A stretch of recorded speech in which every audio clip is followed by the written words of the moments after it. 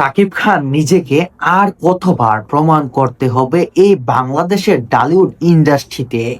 তিনি আর কত নতুনদের সুযোগ দেবে? আর কত নিজেকে নিয়ে আলোচনার সম্মুখীন হবে? আর কত নিজেকে বিতর্কের জায়গায় জড়াবেন? শাকিব খান এমন একটা মানুষ, সে বাংলাদেশের ইন্ডাস্ট্রিটাই নিজের করে টিকিয়ে রেখেছে।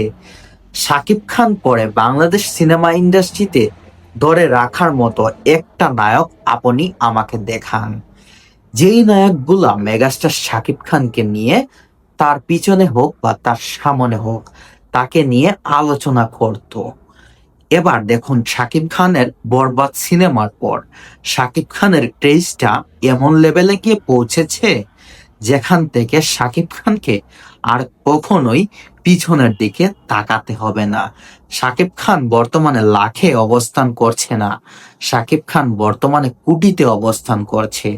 শাকিব খান বর্তমানে যে লাখের যেই প্রাইজের যেই সিনেমাগুলো আছে সেখানে তিনি অবস্থান করছেন না। তিনি বর্তমানে 10 কোটি 15 কোটি এইরকম বাজেটের সিনেমা নিয়ে কাজ করছেন তিনি। আর শাকিব খানের ক্রেজটা শুধু বাংলাদেশে সীমাবদ্ধ নয়, বর্তমানে দেখবেন পাকিস্তানে, আফগানিস্তানে, দুবাইতে মেগাস্টার শাকিব খানের সিনেমা সেই হলগুলাতে চলছে। আর সেইগুলা দর্শকরা খুবই এনজয় শাকিব খানের অভিনয় দেখে।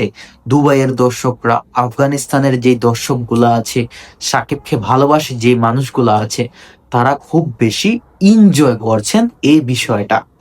আপনি দেখেন কয়জন মানুষ বাংলাদেশের ইন্ডাস্ট্রিতে এইরকম জনপ্রিয়তা অর্জন করতে পেরেছে। আপনি একটা নাম আমাকে